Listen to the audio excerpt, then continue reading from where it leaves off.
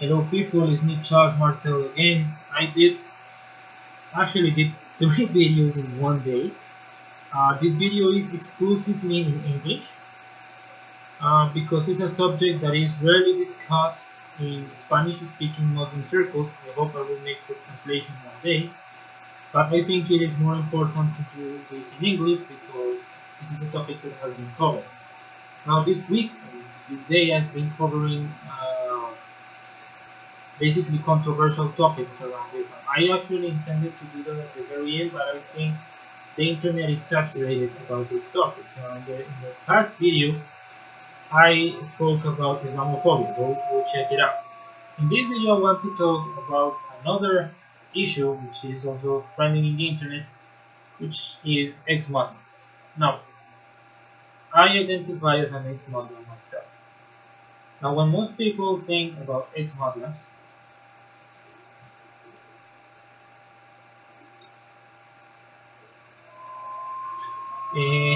they think about mm, or basically they associate mainly with atheist ex-Muslims. But basically an ex-Muslim is just someone who leaves the religion. Now usually the majority of ex-Muslims are basically ex-Muslim atheists. However, there are some people who have converted to Christianity or to other religions that could technically classify as ex-Muslims, but they mostly associate as Christians or Jews or basically the religion they converted to, rather than ex-Muslims. Now, there are a lot of movements of ex-Muslims in different parts of the world. In England, France, Germany, in North America, even in Muslim countries. So, who are ex-Muslims? Well, as I already said, they are those who leave Islam and usually become atheists or agnostics. Now, what's the big deal about ex-Muslims? I mean, people change their religion or leave religion every day. So, what's the big deal about these people? Well, for those of you who did not grow up Muslim, living Islam, especially for those born in Muslim families, is extremely difficult for a variety of reasons I will to explain. Probably the most difficult reason for ex-Muslims to exist is the fact that in Sharia law, or at least in some interpretations of Sharia law, apostasy is punishable by death. Now, there is actually a hadith or a narration of Muhammad which says that those who betray Islam should be killed. Now, actually, some people interpret it as actual treason against the Muslim state, which makes more sense if you want. Actually, treason was punishable by death in many states up until very recently, but basically to the Muslims, even today, the distinction between leaving one's faith and treason is not made, and this is very dangerous. Now, if we go back to the main source of Islam, the Quran, it actually says in Surah 2, verse 266, I think it says that there is no compulsion in religion. Of course, it then adds that truth has been made clear from error, and basically those who are in error will burn in hellfire, but those who are in truth will go to heaven. But basically it says there is no compulsion in religion. Now this means that according to the Quran, this I don't know why has been ignored by most Muslims, you cannot force anyone to convert or to remain a Muslim. Now the traditionalists say that the context of this particular hadith came at the time when the Muslims were fighting the Meccans, and treason was very common. The only reason why would you betray a community is because you wanted to apostatize, but generally I think this was done to control people by fear. Now punishment for apostasy has been held since the beginning of Islam. Actually, I don't know any cases during the lifetime of Muhammad. I think I once read that there was a companion of Muhammad who left Islam when they were in Abyssinia in Ethiopia. The Muslims migrated there, they were persecuted, they stayed there, and apparently one of these Muslims converted to Christianity over there and never came back. So, I mean, apostasy is as old as Islam itself, but I think the first punishments were dealt with probably around the Abbasid Caliphate, when we started having registers, but I suppose there have been before. Well, I mean, actually, there was the so-called Ridda, or apostasy was, which were waged by Abu Bakr. I think the word Ridda is important here, it means apostasy. Unlike Abu Bakr, the first caliph of Islam actually fought against a group of Bedouins who basically stopped paying zakat, which is like the not so voluntary tribute you have to give as charity, although in many Muslim countries it is controlled by the state for some reason. And basically Abu Bakr said these people are apostatized from Islam or betrayed the state. There is a confusion between the two ideas, and basically he attacked them. And this has been used as an excuse for centuries on attacking ex-Muslims. Now, of course, with this I'm not trying to say that leaving Islam is the same as treason. And actually it should have never been according to the Quran. There you have it. I mean, the foundation for killing apostates itself is really shaky. Now, some scholars, I think a lot of scholars today have come out, even among some conservative circles, saying, you know, apostasy, leave them alone. But there have been many scholars as well who have said, no, kill them. And actually, apostasy is punishable by death in, I think, 7 Muslim countries, including Iran, Saudi Arabia, Sudan, and I forgot the other ones. And it's punishable by imprisonment in other countries like Algeria and Morocco. So, I mean, there is persecution of ex-Muslims, yes. And even when there is no death penalty, for example, in Bangladesh, I think in 2013, a group of an atheist ex-Muslim blogger was hacked to death with a machete in the middle of the street.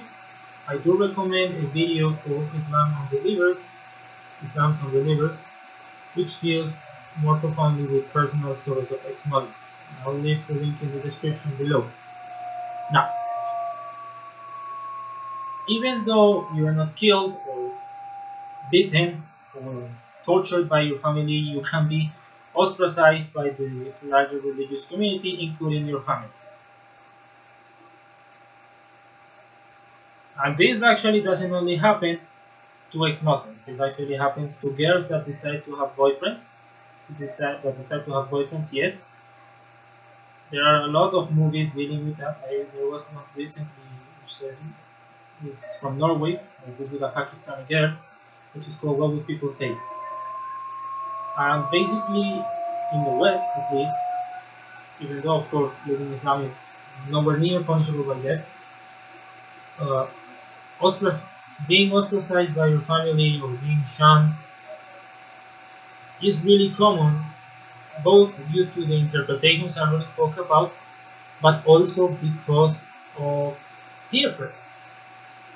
Because a lot of Muslim families interpret leaving Islam as a personal attack on themselves, basically, as well as a dishonor against the family. Actually, the idea of honor has technically nothing to do with Islamic texts, but it's basically a tribal thing that comes even before that.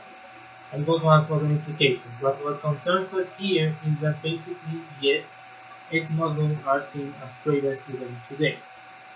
Actually, if you ask a lot of people who live very close to religious communities, Islam, not only Islam but also Christianity, Judaism, Mormonism, or basically any cult, anyone who leaves the religion is seen as a traitor.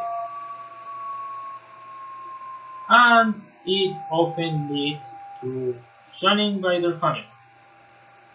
Now, I do have examples. My family is mainly Christian Catholic, and basically in my country we have evangelicals and Catholics, and they hate each other. My dad, basically, once I told him what will happen if I become an evangelical, he said, I'll kick you out of the house. So this religious shunning sadly is not unique to Muslims, but is extremely prevalent among Muslims.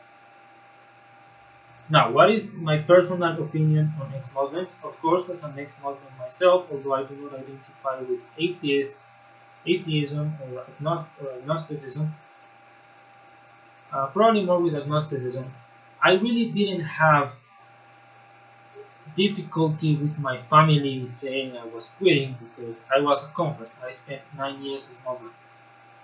So when I quit, I quit. But it's really hard, and I think this is also a problem among ex-Muslims in general, and it's the fact that they lost sense of what is real and what is not real.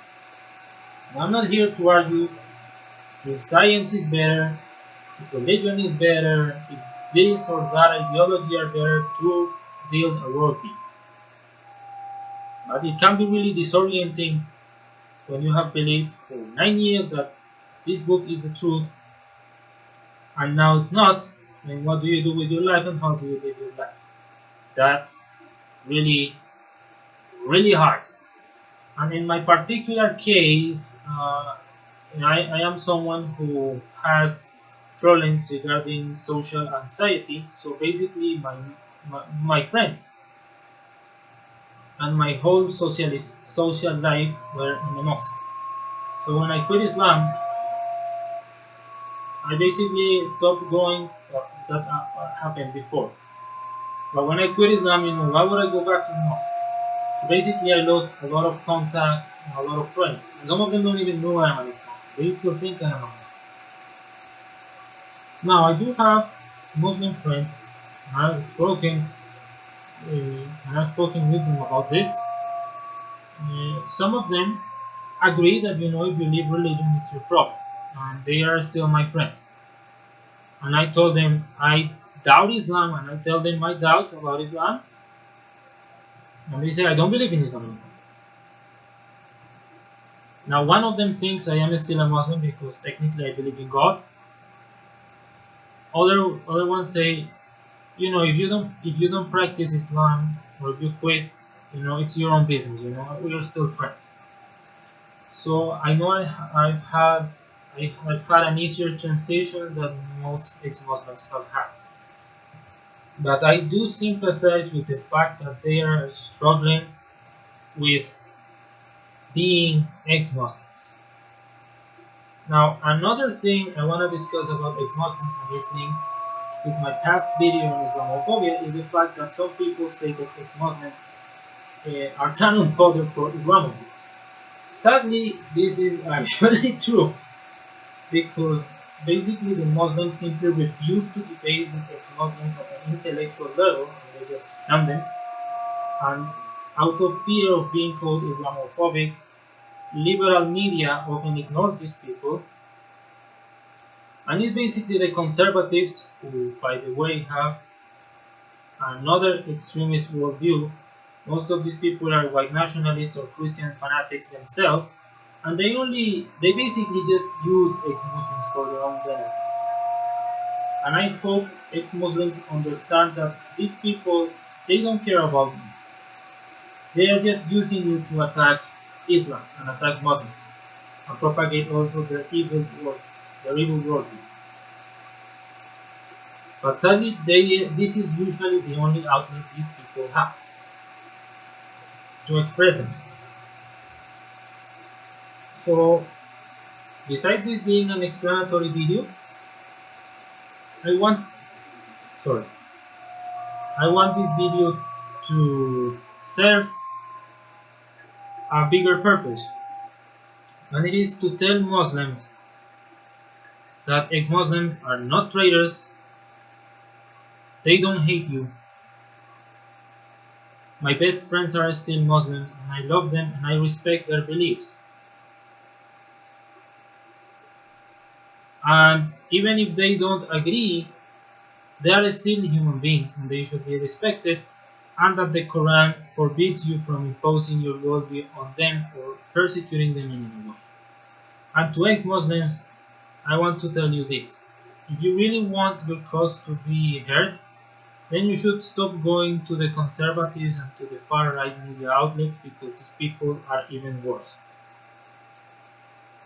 So the only way to stop this is to have a constructive and respectful debate around the issue of apostasy and ex-Muslims. And this comes from both sides. Ex-Muslims need to understand the fact that if Muslims believe, then you should respect that and you should be respectful to their beliefs even if you don't agree with them, even if you think they're crap. And to Muslims, you have to understand that ex-Muslims live for reasons.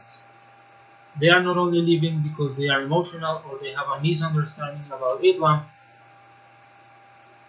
they live because they simply don't believe.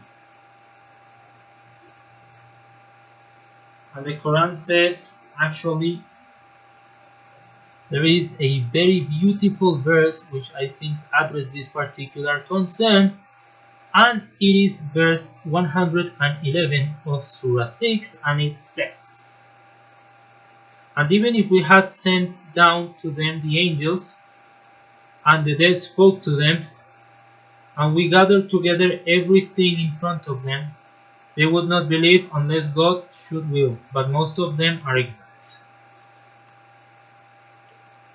What this means is that no matter how much you try to convince them, they will never believe. So just stop trying and let them live their lives in peace. You know, they just want to live their lives in peace, as you should, as you also want to be left alone. You know. So basically, the only way is to have respect from both sides. Now I hope you enjoyed this video. Please don't turn the comment section into World War III, and don't threaten to kill me because I will get, it can get messy. So I hope this serves to create a discussion, and see you next time.